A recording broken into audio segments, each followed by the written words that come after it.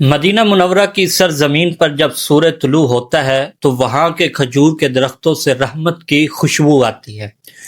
یہی وہ درخت ہے جس کے بارے میں نبی پاک صلی اللہ علیہ وسلم نے ارشاد فرمایا، اکرموا عمتکم النخلۃ فانها خلقت من بقیۃ طینۃ آدم۔ فرمایا کھجور کے درخت کا احترام کرو کیونکہ اسے آدم کی مٹی کے باقی حصے سے پیدا کیا گیا ہے۔ کھجور نبی پاک صلی اللہ علیہ وسلم کی پسندیدہ غذا ہے۔ آپ روزہ کھولتے وقت سب سے پہلے کھجور کھاتے اور فرمایا جو شخص سحری میں کھجور کھاتا ہے اللہ اس میں برکت عطا فرما دیتا ہے، یعنی اس کے کھانے میں اللہ تعالیٰ اور مزید برکت عطا فرما دیتا ہے۔ قرآن کریم میں کھجور کا ذکر 20 سے زائد مرتبہ آیا ہے، چنانچہ اللہ تعالیٰ نے اسے اپنی نعمتوں میں شمار کیا ہے اور فرمایا وَالنَّخْلَ بَاسِقَاتٍ لَهَا طَلْعٌ نَضِيدٌ۔ فرمایا اونچے اونچے کھجور کے درخت جن کے خوشے تہ بتہ ہیں۔ اللہ تعالیٰ نے مریم علیہ السلام کو بھی حکم دیا تھا جب وہ حضرت عیسیٰ علیہ السلام کی پیدائش کے وقت تکلیف میں تھی، فرمایا اللہ تعالیٰ نے وَحُزِّي إِلَيْكِ بِجِذْعِ النَّخْلَةِ تُسَاقِطْ عَلَيْكِ رُطْبًا جَنِيًّا۔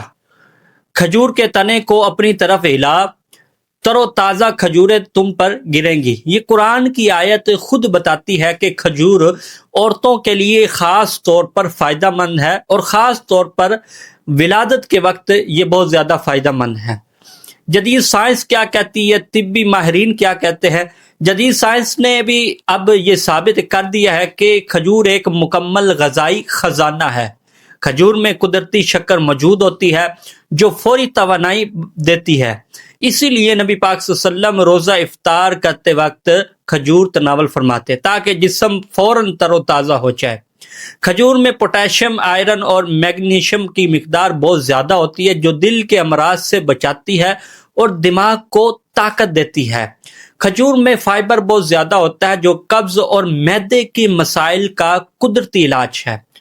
کھجور میں آئرن کی مقدار خون کی کمی کو دور کرتی ہے اور خاص طور پر خواتین کے لیے بہت زیادہ فائدہ مند ہے۔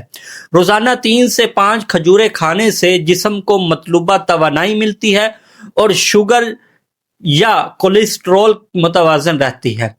کھجور صرف جسم کے لیے نہیں، روح کے لیے بھی نور ہے۔ نبی پاک صلی اللہ علیہ وسلم نے ارشاد فرمایا بیت لیس فیہ تمر جیاع اہلہ۔ فرمایا وہ گھر جس میں کھجور نہیں اس کے لوگ بھوکے ہیں، یعنی کھجور کو برکت والی غذا قرار دیا گیا ہے۔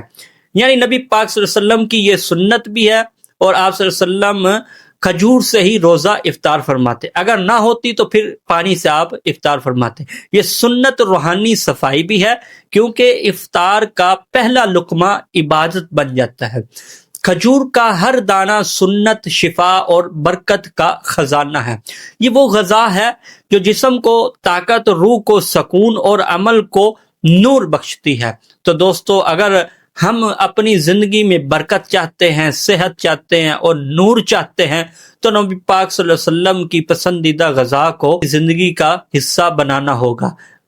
صبح خالی پیٹ 1 یا 3 کھجوریں کھانا، افطار میں کھجور سے روزہ کھولنا اور ہر لقمے کے ساتھ یاد رکھیں یہ وہی نعمت ہے جسے اللہ تعالیٰ نے جنتی غذا کہا ہے۔ کھجور رحمت بھی ہے، شفا بھی ہے اور سنت کا نشان بھی ہے۔ اللہ تعالیٰ سے دعا ہے کہ ہمیں سنت پر عمل پیرا ہونے کی توفیق عطا فرمائے۔